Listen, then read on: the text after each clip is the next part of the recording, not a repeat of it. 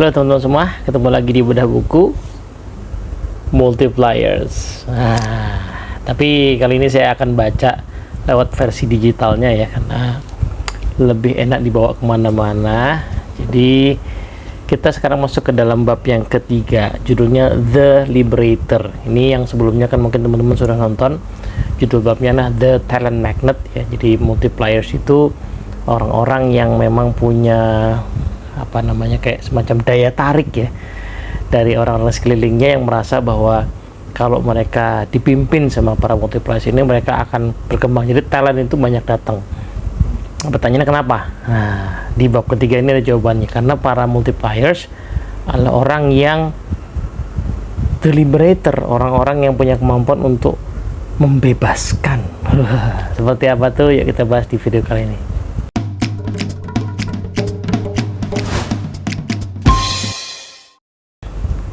Oke, assalamualaikum warahmatullahi wabarakatuh, teman-teman. Istilah liberator itu mungkin ya asal katanya adalah liberation ya, jadi kemerdekaan, kebebasan gitu. Liberty juga bisa. Nah, berarti liberator adalah orang-orang yang punya kemampuan membebaskan. Apa yang dibebaskan? Nah, tentu saja dalam hal ini adalah talent ya. Jadi para multipliers adalah orang-orang yang memang dianggap oleh para talent tadi yang suka ada di dekat mereka itu sebagai orang-orang yang mampu membebaskan. Nah, detailnya gimana yuk kita bahas ya. Nah, bab ini tuh dimulai dengan dua kisah yang cukup berlawanan ya. Pertama, Liz Wiseman itu menyebutkan kisah orang namanya Michael Chang, yaitu orang yang mulai karir, kemudian seiring waktu ya dia punya kesadaran bahwa sebenarnya keberhasilan dia ketika menjadi seorang pemimpin itu bukan ketika dia berhasil menunjukkan dirinya sendiri sebagai orang yang bertalenta, tetapi ketika dia berhasil membangun orang-orang lain di sekitar dia. Nah, ini dilawankan dengan tokoh lain yang namanya Kate ya. Kate ini kebalikannya. Jadi Kate sama Michael Chang itu orang-orang yang sama-sama punya kemampuan sebagai individual kontributor tuh hebat banget. Nah, bedanya si Michael Chang tadi menyadari ya bahwa seiring waktu dia itu butuh mengembangkan orang, dia butuh mengapresiasi orang, dia butuh melibatkan orang. Kesuksesan dia adalah kesuksesan dari orang-orang di sekitar dia. Nah, Kate kebalikannya. Kate punya kecenderungan untuk menjatuhkan ide orang. Mungkin ini nggak disadari ya, mungkin ini terjadi karena si Kate ini memang highly capable, anggaplah begitu ya, sehingga pendapat orang mungkin pada awalnya terkesan ya tidak seakurat, tidak sebaik pendapat dia gitu kan. Nah, perlu kita ingat bahwa para multipliers berawal dari individual kontributor yang jago banget biasanya gitu. Nah, maka ada kecenderungan untuk ya punya ambisi yang sangat tinggi, punya kecenderungan untuk ngasih sesuatu yang luar biasa, punya kecenderungan untuk ngasih sesuatu yang di luar standar gitu ya. Nah, ketika seseorang menjadi diminisher ya, lawan multipliers, maka dia memang cenderung untuk menjatuhkan orang gitu ya. Nah, seorang multiplier itu menyadari bahwa justru kali ini keberhasilan dia adalah ketika dia berhasil mengangkat kemampuan yang terpendam yang mungkin tidak seperti dirinya, tetapi secara kolektif itu ada di dalam diri masing-masing orang yang tentu saja belum kelihatan ya, baru kelihatan setelah dibebaskan itu tadi. Nah, maka liberator di sini dilawankan dengan tiran. Ya. Kita mungkin mengenal istilah tiran itu kesannya tiran atau diktator yang ada di sebuah negara begitu ya. Ya, tentu saja kalau di sebuah negara tentu skalanya sudah sangat besar, tapi sebenarnya di dalam skala yang lebih kecil tiran itu ada gitu kan. Yaitu apa? Nah, ciri-cirinya di sini. Jadi seorang tiran itu sederhananya adalah kalau dia mimpin sebuah tim, maka orang itu terus merasa berada di bawah tekanan. Ya, tense gitu ya. Jadi istilah lainnya sih adalah a tense leader. Nah, tense leader itu orang yang kalau mimpin timnya merasa selalu di bawah tegangan.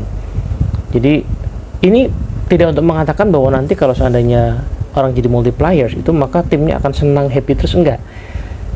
Tim itu akan selalu ada dalam tegangan, tapi jenis tegangannya beda. Di sini adalah jenis tegangan, ini si tiran ini ya, jenis tegangan yang cenderung bikin orang akhirnya main aman ya, karena takut salah, karena takut disalahkan, karena takut dijatuhkan, karena takut memberikan sesuatu yang mungkin akan dianggap jelek, maka orang berada dalam tegangan lebih karena ya cari aman aja gitu. Nah, ini biasanya muncul karena tadi perilaku para diminisher yang mungkin cenderung menjatuhkan ide orang, menjelekkan ide orang, bahkan berkata-kata yang mungkin sangat kasar gitu ya. Kalaupun tidak kasar, bentuknya mungkin berupa sindiran atau kalimat-kalimat yang sifatnya menjatuhkan mental lah. Nah, sebaliknya multipliers nanti kita akan lihat tuh bukan orang yang juga gampangin, soft gitu ya. Tidak, multipliers adalah orang yang juga menciptakan ketegangan, tapi mungkin istilah sekarang namanya ketegangan kreatif ya. Ketegangan yang membuat orang excited, ketegangan yang melepaskan kemampuan seseorang, ketegangan yang membuat orang berani untuk mencoba sesuatu yang baru. Nah, ada satu yang menarik ya di bab ini, bahwa Wiseman itu menyoroti apa penyebab banyak organisasi cenderung menghasilkan diminisher daripada multipliers. Nah, dia mengkritik sebuah tradisi, yaitu yang namanya hierarki ya. Jadi hierarki itu kan ya mungkin lahir dari budaya birokrasi yang tentu saja maksudnya awal mulanya bagus ya, untuk menciptakan pembagian tugas supaya tugas-tugas itu terselesaikan dengan baik, supaya ada pembagian tanggung jawab yang merata.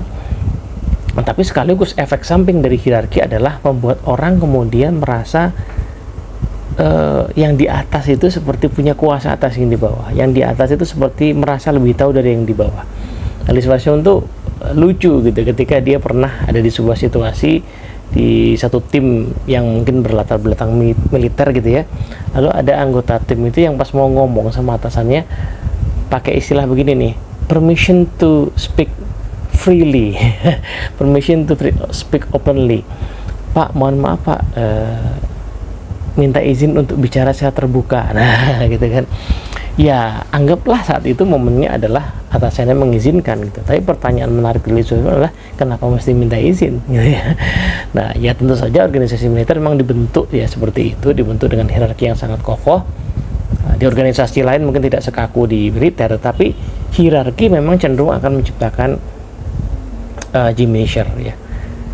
Nah, tapi di sisi lain organisasi di zaman sekarang yang mungkin berniat lebih agile tentu saja ya akan melihat skema ini jadi tidak menguntungkan. Ini karena itu membuat tadi ya orang merasa lebih cari aman, orang merasa takut berbuat salah, orang takut bereksperimentasi. Bagaimana kita mungkin bisa berinovasi kan gitu kan. Nah, lawannya dari tense leader tadi yang menjadi ciri-ciri diminisher, maka multipliers itu adalah orang-orang yang menciptakan suasana intens. Jadi lawannya tense ya, tegang karena takut salah, adalah intens. Intens itu mungkin dalam bahasa ya mungkin yang lebih mudah kita pahami intensif lah gitu ya. Kalau mungkin pernah ngalamin mau persiapan kuliah, intensif bimbel gitu kan. Itu kan sebuah ketegangan juga, tetapi ketegangan yang menghasilkan kreativitas. Ketegangannya justru membuat orang berani mencoba, bereksperimentasi, bukan ketegangan yang membuat orang untuk takut mencoba hal-hal baru gitu. Sehingga multipliers ya sebagai lawan dari diminisher itu membebaskan orang dari tekanan yang muncul dari corporate hierarchy gitu ya.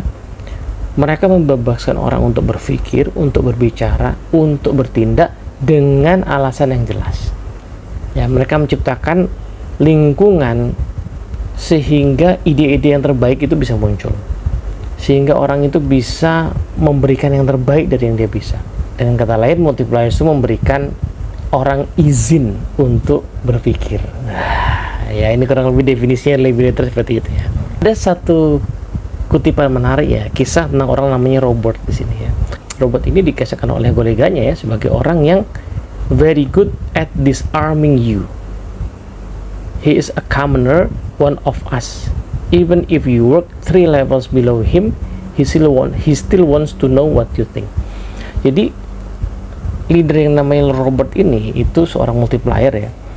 Itu punya habit, punya kemampuan untuk disarm. Itu artinya gini, orang itu suka karena tadi ya takut salah, jadi suka akhirnya di hadapan para pimpinan itu suka tegang gitu ya, suka khawatir, jadi suka masang kuda-kuda supaya aman gitu supaya bisa kabur kalau disalahkan.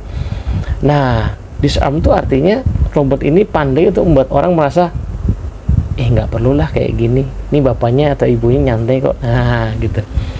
Nah, multiplier itu kayak gitu.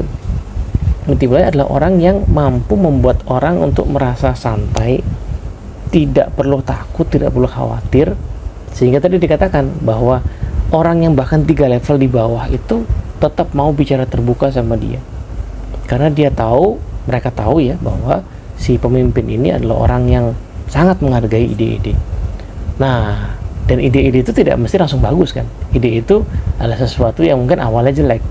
Tetapi justru kemampuan seorang multiplier menghargai ide tadi, memancing ide-ide tadi akan membuat orang kemudian berada di lingkungan yang merasa berada di lingkungan yang merdeka, yang mereka bebas untuk berpendapat gitu. Nah, salah satu ciri khas dari Robert adalah dia itu punya pembawaan yang tenang.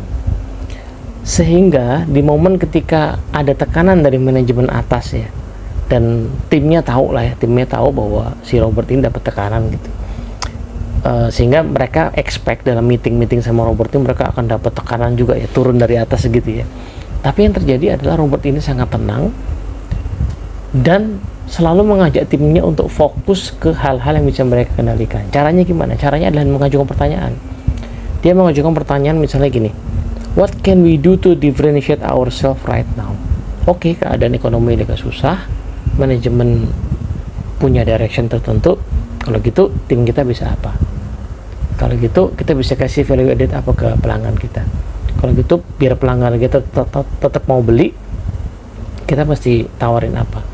Biar mereka ngerasa tetap dapat value di layanan kita mesti ngapain?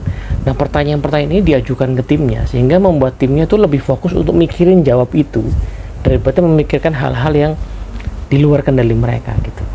Nah, ini membuat orang tidak lagi merasa tense tadi ya, tegang karena takut salah, takut dipecat, takut bubar timnya. Tapi membuat orang mengalihkan ketegangan itu ke ketegangan kreatif ya, yaitu membuat orang merasa intens untuk menghasilkan ide-ide yang baru. Nah, sehingga ada kesimpulan ya dari kolega-koleganya, with Robert, it isn't about him. He makes it about you and about getting the best work from you. Jadi kalau kamu kerja di bawah si Robert, itu nggak pernah soal dia, tapi ini soal kita dan soal orang-orang di sekitar kita. Jadi dia tuh betul-betul kayak mungkin orang sekarang nyebutnya sebagai servant leader ya, pemimpin yang melayani. Nah, tetapi nanti jangan salah nih ya, dia bukan berarti soft lagi ya, bukan berarti orang yang tidak peduli pada hasil, yang penting timnya bahagia, enggak. Dia justru orang yang sangat berorientasi kepada data, tetapi tadi ya mengajak orang untuk mengeluarkan yang terbaik yang mereka bisa. Nah, sehingga di sini dilawankan ya, kalau seorang tiran itu create a tense environment that is full of stress and anxiety. Nah, liberators like Robert itu create an intense environment that requires concentration, diligence, and energy. Jadi daripada menjadi orang yang membuat suasana tertekan dan cemas, maka itu ada multiplier itu berusaha menciptakan lingkungan sehingga orang itu bisa berkonsentrasi ya, bisa mengeluarkan energi terbaiknya. Nah, Lee Wiseman kemudian mencoba untuk menemukan apa sih sebenarnya ciri-ciri kalau kerja di bawah orang yang punya kemampuan liberator ini. Pertama adalah kalau dari luar ya, ide itu gampang banget keluar, ya kan. Yang kedua, orang itu gampang belajar dan beradaptasi. Yang ketiga, orang itu bisa kerja secara kolaboratif. Yang keempat, masalah yang kompleks itu lebih mudah untuk diselesaikan. Dan yang terakhir adalah masalah-masalah yang susah itu bisa mudah untuk dicari solusinya. Nah, pertanyaannya kok bisa begitu? Nah, ternyata dia ketemu beberapa ciri-cirinya. Ciri-cirinya adalah para liberator itu sebenarnya orang yang sangat direct kalau ngasih feedback. Beberapa mungkin ya dalam budaya tertentu kedengarannya agak keras gitu feedbacknya.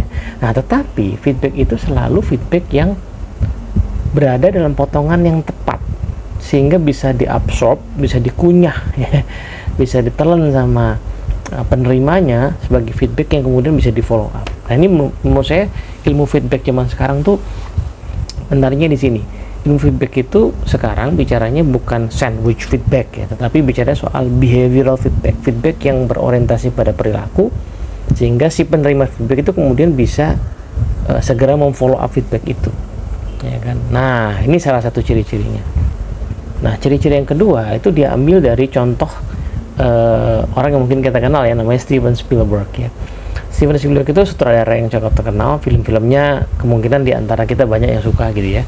Paling enggak kalau kata Spielberg di antara 10 film favorit kita kemungkinan satu punya ya Steven di direct sama Steven Spielberg. Nah, Steven Spielberg itu menariknya kalau diteliti ya, dia punya ciri-ciri multiplier karena banyak orang pengen kerja bareng dia. Lebih karena kalau kamu kerja bareng dia maka kamu akan ngerasa kamu tuh growing, kamu bertumbuh. Nah, kenapa? Karena salah satu ciri-cirinya adalah Steven itu suka mengajak orang untuk memulai ide yang beda, yang baru, yang menarik, meskipun itu di awalnya jelek. Nah, karena nanti ada kutipan bagus ini, all good ideas start as bad ideas. That's why it takes so long. Ini kalimat yang saya suka banget ya, karena zaman sekarang itu kan orang segala-galanya pengen cepet. Orang itu pengen berinovasi katanya, tetapi juga sekaligus pengen cepet-cepet hasil inovasinya itu bikin efisien. Nah, untung gede. Padahal dalam sejarahnya sesuatu yang sangat inovatif selalu butuh waktu lama. Nah, contoh lah penemuan handphone aja. Dari handphone ditemukan sampai handphone itu kayak sekarang ya, dipakai sehari-hari nggak lepas dari keseharian manusia, itu kan butuh puluhan tahun. Bener nggak? Dimulai dari pertama kali komputer ditemukan sampai sekarang gitu tuh kayak sehari-hari pakai komputer, dibawa kemana-mana dalam bentuk laptop, dalam bentuk iPad, tablet gitu ya, itu kan butuh puluhan tahun juga. Dimulai dari lahirnya mobil sampai sekarang itu sehari-hari kita nggak bisa lepas dari mobil, paling tidak di kota-kota besar, itu juga butuh puluhan tahun gitu, bahkan mungkin 100 tahun lebih kalau dihitung sampai sekarang. Nah, artinya hal-hal yang baru itu butuh waktu. Tetapi kenapa kok kita akhirnya di masa sekarang bisa menikmati sebuah inovasi? Ya karena zaman dulu ada orang yang mau berinvestasi memulai sesuatu yang saat itu masih jelek. Handphone di zaman dulu kan gede banget ya. Kalau kita lihat zaman sekarang gimana bisa? Jangan, nggak usah ngomong handphone yang baru ditemukan ya. Handphone zaman saya kuliah aja di compare zaman sekarang itu kan jelek banget kan. Di masa itu udah keren ya, tapi zaman sekarang kan kayak jelek banget. Nah, tapi itu tadi, all good ideas start as bad ideas. That's why it takes so long. Jadi memang selalu butuh waktu untuk menghasilkan sebuah ide yang sangat baik. Tapi mulailah ide itu, mulailah dari ide yang kelihatannya jelek tadi gitu. Nah, yang terakhir adalah dia menemukan multiplier dari seorang guru ya. Jadi ada guru yang dia temukan di sebuah sekolah itu, setiap kali ada momen kelulusan tuh diapresiasi oleh banyak orang yang bukan cuma murid tapi juga orang tua gitu, karena guru ini tuh selalu meng-create pembelajaran yang membuat orang tuh kemudian pengen ngasih yang terbaik. Nah, jadi singkat cerita banyaklah prestasi murid-muridnya dari pelajaran dia. Tetapi menariknya, kelas dia itu bukan kelas yang nyantai, bukan kelas yang high. Jadi in his class katanya, gurunya namanya Pak Patrick Kelly ya. In his class, he doesn't tolerate laziness. You're always working, thinking things over, and seeing your mistakes so you can learn from them. Jadi di tangan seorang multipliers itu orang itu nggak bisa males-malesan. Orang itu harus berpikir keras, orang itu diajak effort gitu ya. Nah, ketika salah diajak cari solusinya, diajak untuk memikirkan gimana caranya bisa lebih baik. Nah, itu yang bikin kemudian orang memang growing lebih baik dari biasa. Maka kelasnya si Pak Patrick ini katanya diminati banyak siswa gitu. Nah, kan orang tuanya sendiri ketika ada kesempatan untuk ketemu, wah ini kok saya jadi pengen sekolah lagi nih gara-gara di kelasnya si bapak ini gitu ya. Nah, dari situ kemudian kita bisa menyimpulkan bahwa ternyata seorang multipliers ya, dalam konteks dia menjadi liberator tadi, dia tuh menciptakan sebuah iklim yang hybrid ya. Hybrid itu adalah satu sisi dia meng-create comfort ya, tapi di sisi lain dia juga meng-create pressure gitu ya. Jadi dalam bahasa lain adalah I give you space, you give me back your best work. Saya kasih kamu ruang buat bikin kesalahan, tapi kamu harus kasih yang terbaik yang kamu bisa. I give you permission to make mistakes. You have an obligation to learn from the mistake and not repeat them. Saya izinkan kamu untuk berbuat salah, tapi kamu harus belajar dari kesalahan dan jangan ulangi lagi kesalahan. Ini kalimat yang dulu saya ingat pernah dengar nih dari seorang presidir di tempat kerja saya yang lama ya. Presidir itu pernah bilang begini di sebuah sambutan di kalau nggak salah manajemen trainee gitu, bilang ini, di company orang tuh bisa atau boleh berbuat salah. Nggak mungkin orang nggak salah jadi boleh berbuat salah. Yang penting adalah setiap kesalahan dipelajari, diperbaiki. Yang tidak boleh adalah membuat kesalahan yang sama persis tanpa perbaikan. Nah, karena itu akhirnya kita reckless ya, kita bodoh amat gitu. Tapi kalau kita berbuat kesalahan yang berbeda-beda ya karena tidak diperhitungkan sebelumnya, itu lain ceritanya. Tapi bahwa kesalahan itu mungkin terjadi, ya mungkin. Ya. Tapi pertanyaannya adalah apa pelajarannya dan bagaimana itu kemudian bisa diperbaiki. Jadi kalaupun ada kesalahan lain nanti, itu kesalahannya harusnya berbeda, tidak sama dengan yang sebelumnya gitu ya. Nah, itu yang bikin orang kemudian growing. Nah, sekarang prakteknya gimana? Real-realnya kalau kita pengen jadi liberator itu apa yang mesti kita latih? Apa yang mesti kita lakukan? Satu, ada latihan namanya create space, ya, menciptakan ruang. Nah, cara kita menciptakan ruang adalah kita perlu restrain ourselves. Kita perlu belajar menahan diri. Karena kan kita itu jago ya.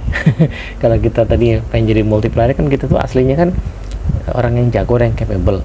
Maka caranya adalah dengan menahan diri. Persis kayak orang tua yang lagi melatih anaknya sesuatu, melatih anaknya makan, melatih anaknya jalan, itu kan harus berlatih untuk menahan diri, untuk tidak gendong buru-buru supaya anaknya bisa jalan, untuk tidak nyuapin buru-buru karena pengen anaknya itu belajar makan gitu kan. Begitu juga dengan anaknya lagi bikin PR ya, orang tuanya tentu saja tahu cara bikin PR itu, tetapi kan harus nahan diri karena anaknya harus nyoba sendiri karena itu PR-nya anaknya gitu kan. Nah, kemudian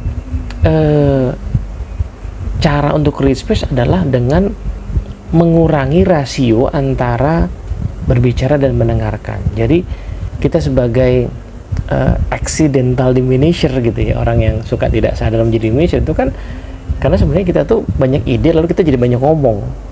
Maka dari itu kita mesti lihat porsi saya ngomong itu mau saya latih maksimal seberapa banyak. Jadi kalau saya memimpin rapat, memimpin meeting, saya akan bicara maksimal berapa menit. Nah, sehingga saya akan lebih banyak untuk mendengar gitu ya. Nah, kemudian dari situ kita mendivine satu ruang untuk tim itu bisa discovery.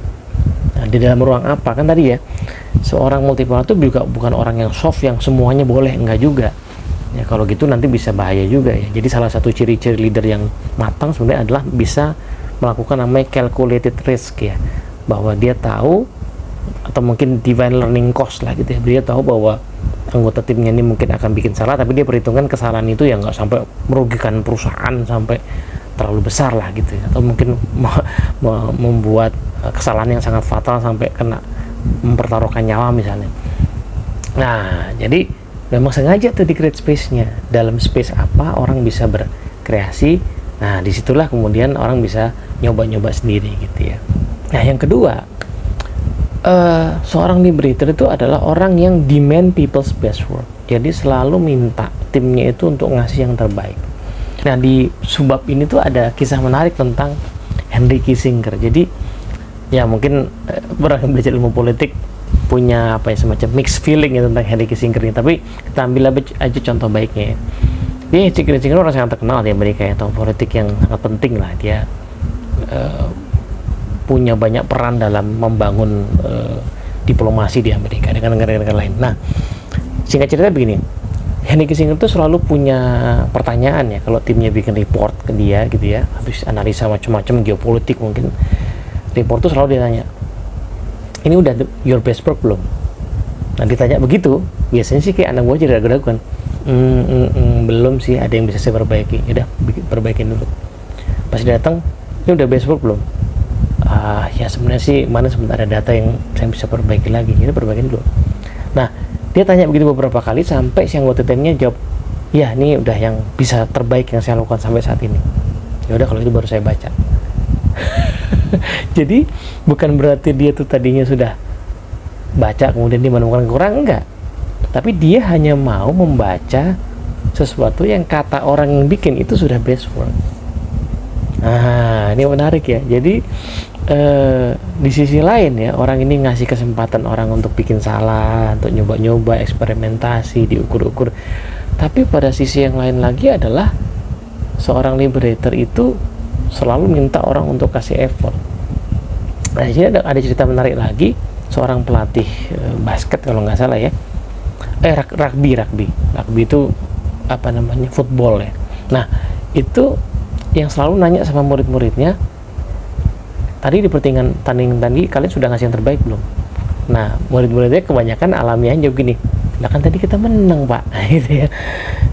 Nah, dia kalau jawab begitu, dia nanya lagi, iya saya tahu kita menang, tapi pertanyaannya kalian sudah ngasih yang terbaik atau belum? Nah, pertanyaan ini sangat penting, sangat krusial, karena disitulah kata kuncinya. Menang itu bukan tujuan. Tujuannya adalah kamu sudah ngasih yang terbaik belum? Karena bisa jadi kamu menang karena beruntung, lawanmu lagi jelek misalnya gitu ya, atau ya mungkin cuaca menguntungkanmu misalnya begitu. Tapi pertanyaan adalah, apakah kamu sendiri sudah berusaha yang terbaik? Sebab kalau kamu kasih yang terbaik, maka kemungkinan menang berikutnya jadi lebih tinggi.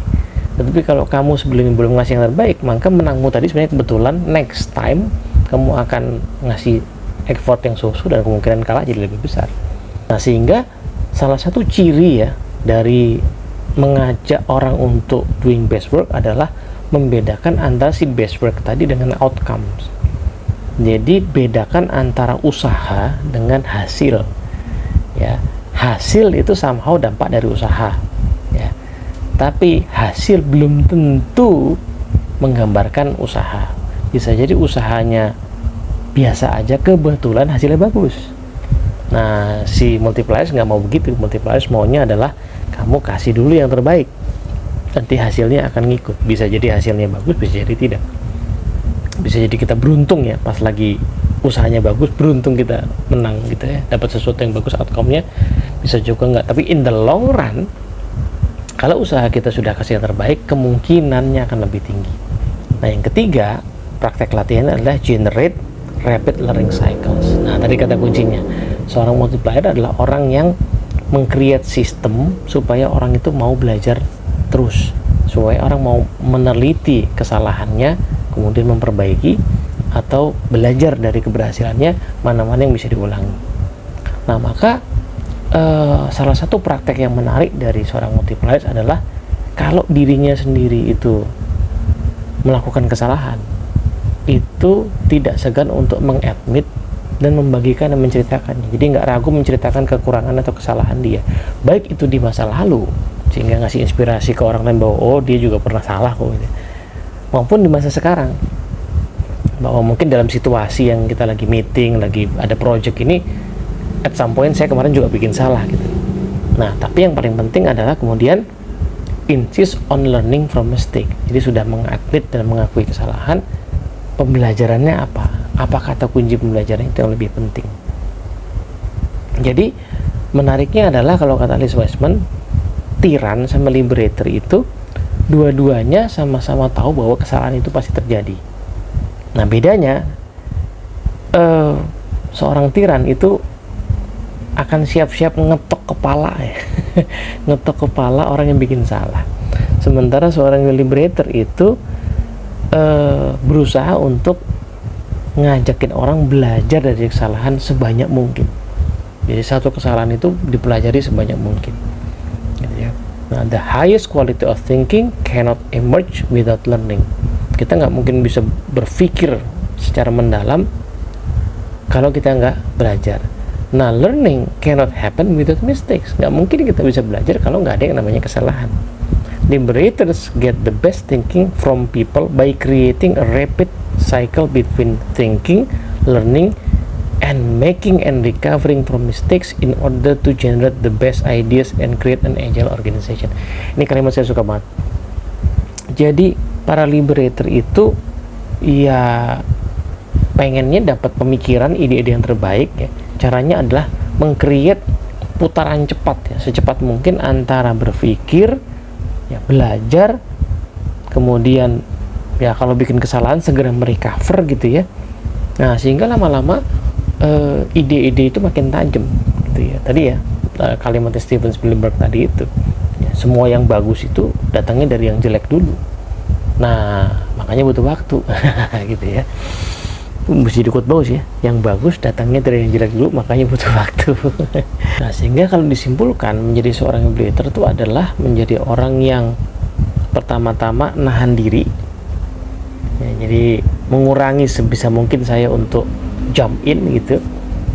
Tapi saya juga memperhitungkan nahan dirinya mau seberapa banyak, seberapa besar, mana yang saya bisa tahan dan mana yang saya mesti masuk.